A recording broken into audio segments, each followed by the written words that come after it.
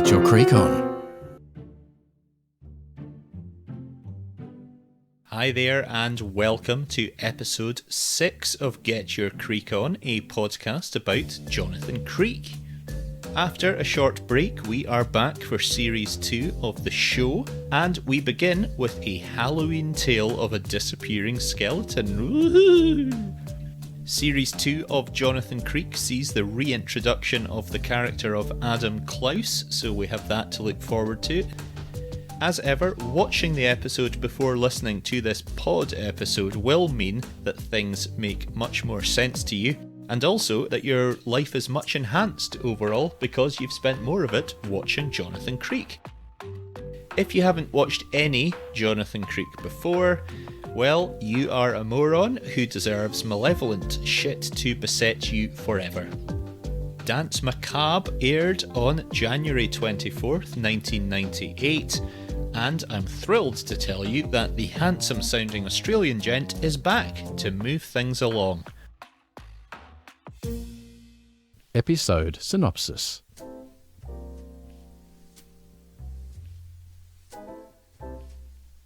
Series 2 opens with Maddie being woken up by an elaborate setup including an alarm clock, phone, radio and recorded message routine, which barely manages to rouse her from her slumbers, but she's then forced to get up for good when the door buzzer goes and Stephen Claythorne, a minister, invites himself in to tell her all about a murder that took place at his house the night before, with the murderer spiriting himself away into thin air. Emma Lazarus, Stephen's mother-in-law and writer of gothic horror stories, was shot dead by a mysterious stranger. Emma, who's Stephen's wife's mother, that's what a mother-in-law is, had moved to America and remarried a much younger man previously, a hairstylist named Tom, and the pair of them recently invited themselves back over to England to stay at the vicarage. And when they arrived, they came with a security man named Hal Drucker. We see Emma goading Stephen about how God doesn't exist, which he unsurprisingly takes great umbrage with, what with his belief that God's all awesome and whatnot, and the entire household, apart from him, then head off to a Halloween costume party, but come home relatively early after Emma felt ill. As they return home, they drive past a weird stalker in the bushes outside who has followed Emma over from America. Despite the scariness of all that, on All Hallows Eve of all eves, Emma laughs it off. They get back to the house and, as they do a photo shoot in their costumes, the storm dramatically blows open a window. As Drucker goes out to move the car into the garage, we see a figure silently walking up the stairs in a skeleton costume, which Emma's husband Tom was wearing until moments earlier. The skeleton walks into Emma's bedroom, lifts a gun and shoots her dead. Stephen's wife Lorna rushes in and is appalled to see the corpse. As Drucker runs inside to find out what the ruddy hell is going on, the skeleton knocks Lorna to the floor and demands Drucker brings the car to the door. As he goes to do so, the skeleton carries unconscious Lorna outside and moves to get into the car. However, Drucker then grabs the gun from inside and shoots the car's tyres. The skeleton, escape plan now thwarted, is backed into the garage with Lorna still over his shoulder and places her on the floor. He then closes the garage door and is trapped inside as the police arrive. They eventually open the door, but are astonished to find Lorna regaining consciousness on the floor, but no sign of the skeleton. How the heck did it escape without being seen? Maddie has listened to Stephen telling her this tale, and phones Jonathan to tell him all about it. He's at Adam Klaus's house after a very late night, is sceptical about the whole notion of vanishing skeletons on Halloween, and tells her he isn't interested, and is too busy with work anyway. It looks like Maddie is on her own this time. Jonathan debriefs with Adam after their big night out. Adam brought home a woman called Bridget who isn't his girlfriend, and she is in the bath. Unexpectedly, Adam's girlfriend then appears, and Jonathan is forced to pretend that Bridget is in fact with him, and the only feasible way of doing this, of course, is that he jumps in the bath with her. Back at the manse, Maddie is searching through paint tins and other odds and sods in the garage, whence the skeleton vanished. There isn't anything at all evident with regards clues.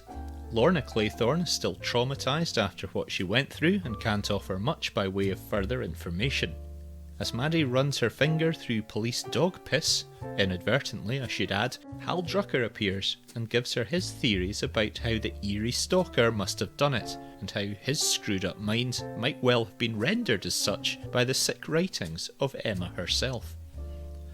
As Maddie looks at and then steals one of the photos Drucker took shortly before the incident the night before, Tom tells her about Gary Lobo, a man who was helping Emma with her autobiography, which was apparently about the various lives she previously led.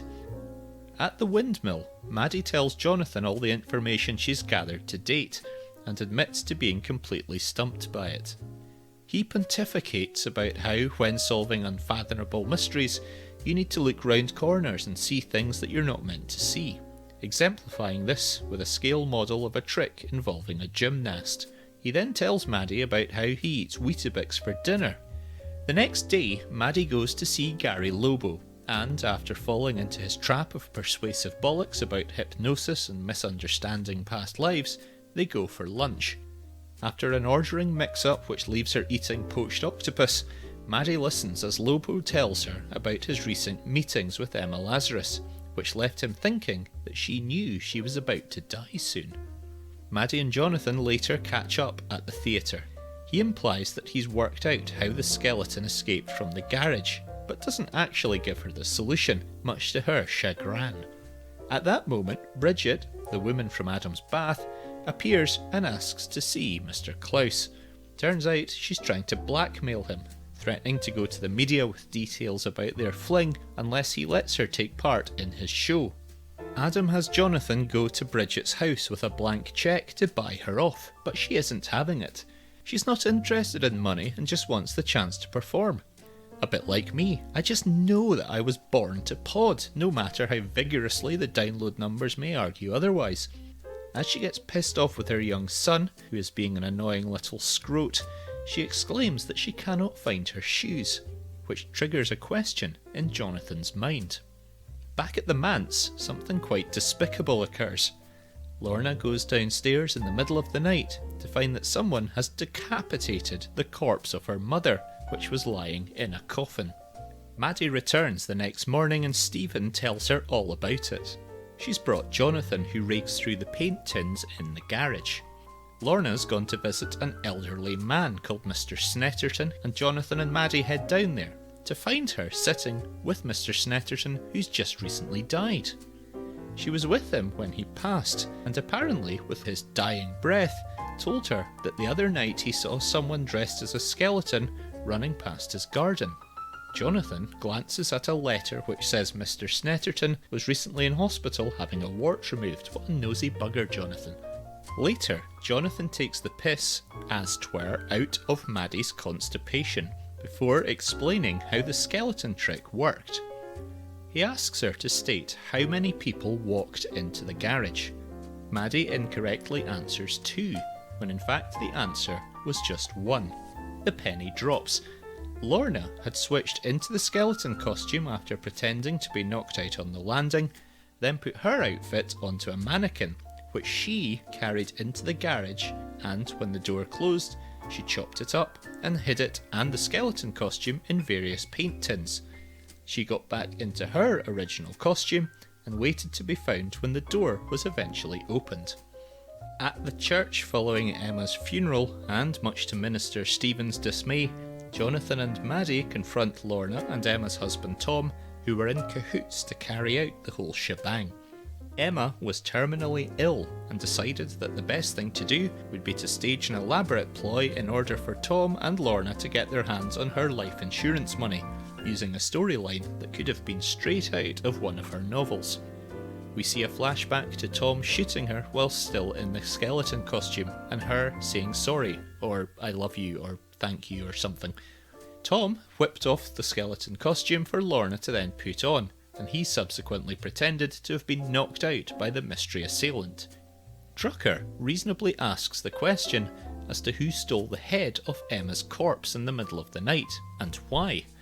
We then see the weird stalker guy from earlier sitting on a plane with a box on his knee, the perfect size for keeping a head in. How the hell he got it on there through security is a mystery, but good on him for managing. We end the episode in a restaurant where Jonathan and Maddie are dining with Adam. He's disgusted to see the blackmailing Bridget enter the restaurant, but Maddie goes over to have a word with her. Surprisingly, Bridget turns on her heels and heads away, having been told that associating with Adam would be a shockingly bad career move, and that all men are complete arseholes. Episode Analysis. Of all the mysteries and puzzles that appear in Jonathan Creek, I think this has to go down as one of the most ingenious, until it's revealed what actually happened with just one person walking into the garage with a mannequin. You're left scratching your head really as to how the heck someone could have spirited themselves through the big stone walls. The whole plan behind shooting Emma did seem a bit strange when you think about it though. Doing it in her own house and using the rest of the family as witnesses, you'd think there must have been a simpler way to do it. The weird stalker breaking in and stealing the head off her corpse certainly added a spooky Halloween-esque element to the story, although the notion of that guy somehow getting it through airport security and onto the plane is just crazy. It would have been far less risky to maybe just mail it to himself, but then again, it could have ended up in the possession of Yodel, and then he'd have never seen it again, so not worth the risk. This is the first episode back in person for the character of Adam Klaus, and the first appearance in the role for Stuart Milligan. The very first thing Klaus does here is reveal himself to be a philanderer, so very much a case of start as you mean to go on.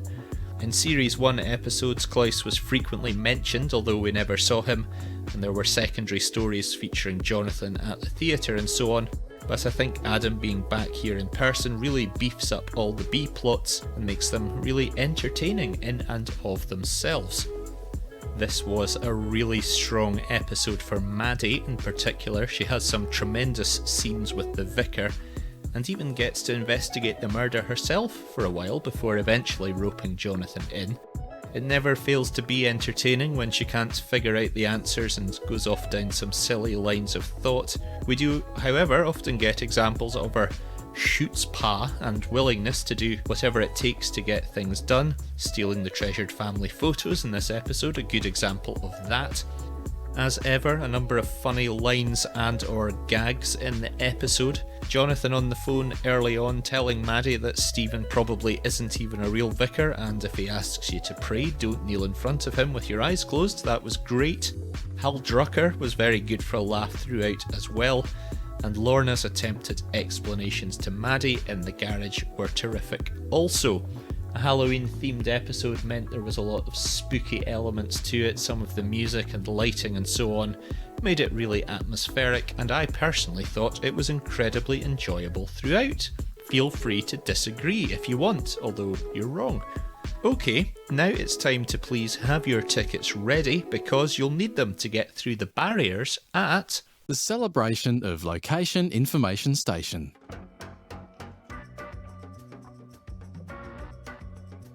The house at which most of the action took place in this episode is a real vicarage in Leafield, which is a village in Oxfordshire. However, the garage into which the skeleton disappears, that wasn't there to begin with, and was built especially for filming at a cost of 15,000 quid. Real Cotswold stone was used to build the walls, and a genuine concrete floor was laid. However, the roof was built with plastic replica tiles rather than the real things. After filming was finished, the whole thing had to be dismantled and grass relaid because Leafield is in a conservation area. An interesting fact about Leafield is that it was home to the development centre for the Arrows Formula 1 team until it went bust in 2002.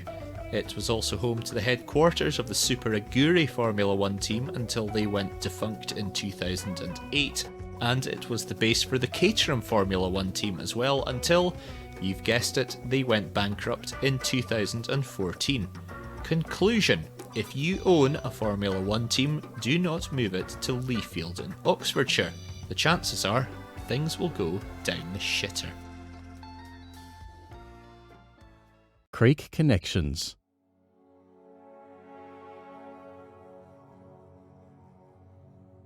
At 7 minutes 58 seconds, as Hal Drucker reverses the car out of the garage, we see that its registration plate is OLN 686. On the New York Stock Exchange, OLN is the abbreviated name of Olin Corporation. An American manufacturer of ammunitions, chlorine and sodium hydroxide, Olin is headquartered in Clayton, Missouri, which neighbours the city of St. Louis. Meet Me in St. Louis is the name not only of a film, but a post-hardcore rock group from Britain who were active between 2005 and 2008. The tracks on their 2007 album Variations on Swing included songs called The Torso Has Been Severed in Mid-Thorax, I Am Champagne, You Are Shit, and Eins, Zwei, Drei, Hasselhoff. David Hasselhoff met his second wife Pamela Bach on the set of Knight Rider, a show featuring an artificially intelligent car called KITT, the original version of which was based on the 1982 Pontiac Firebird. The designer of this model of the Pontiac was called Jerry Palmer, and he was educated at the College of Creative Studies in Detroit. The college's mascot is a peacock called Watson, which is also the name of a question-answering computer developed by IBM, which was entered into the TV show Jeopardy in 2011. Jeopardy was also the name of a kids' TV show which featured several Scottish schoolchildren heading down under in search of UFOs and was filmed in the Australian town of Busselton, Western Australia. The capital city of Western Australia is Perth, off the coast of which lies Rottnest Island. If you add an E to Rottnest to correctly spell the word rottenest, you have an anagram of Snetterton. Mr. Snetterton was the old boy who dies in this week's episode, having recently had a wart removed from his throat. Holy shit. The only two words that describe me right now are flabbergasted and thunderstruck.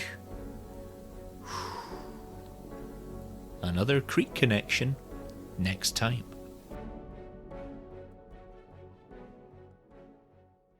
Pottery Corner.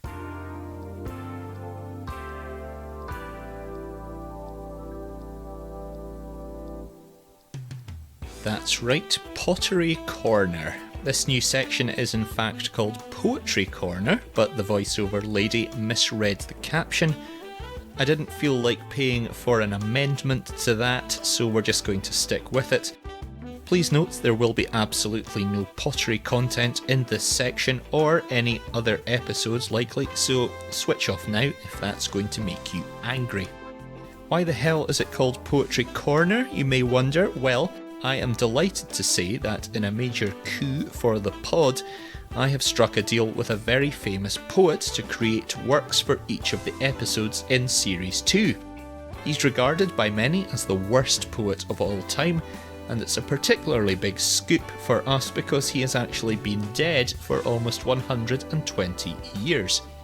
William Topaz McGonagall, most famous for his poem The Tay Bridge Disaster, has been resurrected, a pen thrust into his hand, and he's been forced to watch a screen showing this week's episode. I am very honoured to present Mr. McGonagall's Lines on an Observation of Danse Macabre.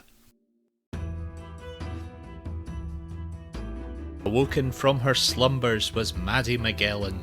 By a visitor who, as a minister, was far from a felon, he brought with him news of his mother-in-law Emma's murder. But, as his tale went along, it got more and more absurder. Having come from America with her husband Tom Teresi, she'd annoyed Stephen the minister with her opinions most beastly, claiming the Lord doth not exist, of imagination he is but a figment. Oh, that made for his annoyed face to go purple in pigment. That night to a party the household did travel, but soon the car pulled back onto the driveway's crunching gravel. As they returned to the house, their ghoulish costumes they sported. Then a blown open window caused the calmness to be rudely thwarted. Moments later, a skeleton into Emma's bedroom did wander, and an opportunity to shoot her dead with a gun it did not squander. Then demanded Hal Drucker remove the car from the garage, under the threat of another firing of bullets in a barrage. But the killer's plans to escape were hastily spoiled when Drucker shot the car's tyres and the getaway was foiled. The skeleton ducked into the garage, closed the door, and inside was hermetically sealed as the police arrived and kept their eyes peeled. As time passed by, the coppers ran out of patience and tried to make the skeleton's acquaintance, but much to the surprise of all and sundry, the costumed criminal had vanished and headed away cross-country. Alas, Maddie couldn't get Jonathan to help look for clues, as he'd been out on the piss with Adam Klaus meeting flues, and was nursing a fierce hangover at the conjurer's house, and ended up in a bath with a lady wearing not so much as a blouse. Maddie surveyed the scene and found no answers to the mystery, despite witnesses giving her all of the history, and a good talking to from security man Drucker, who, with his beard and leather jacket, was a mean-looking mother-flipping son of a bitch. One and all were getting upset at the lack of solutions at the manse, and they were acting all with askance, but, good heavens, Jonathan Creek came up with the solution as to how the trick was carried out with skillful craft and execution. The skeleton-suited person was none other than Lorna, who to this point had played the victimised mourner, when in fact she carried into the garage with her a mannequin, then hid the skeleton suit and sawn-up dummy in empty paint tins. Emma had been shot by her husband as planned, because she was terminally ill, not because he was a bad and evil man, and on life insurance they'd all get their grubby mitts, making the clueless Drucker and police look a right bunch of tits. There's an odd end to this strange old whodunit story. Emma Lazarus's head was stolen from her corpse in an act most gory, and the obsessed thief took it home in a box, something which would surely the aircraft staff shock and flummox. And there ends the tale of the vanishing man of bones, who escaped through the walls and left Lorna Claythorne on her Jack Jones, aired hours before a Sabbath day in January 1998. This yarn full of intrigue and mystery and murder and fate, a conundrum that was solved by old Johnny Creek, who'll be back to unravel another mystery next week. Pottery Corner.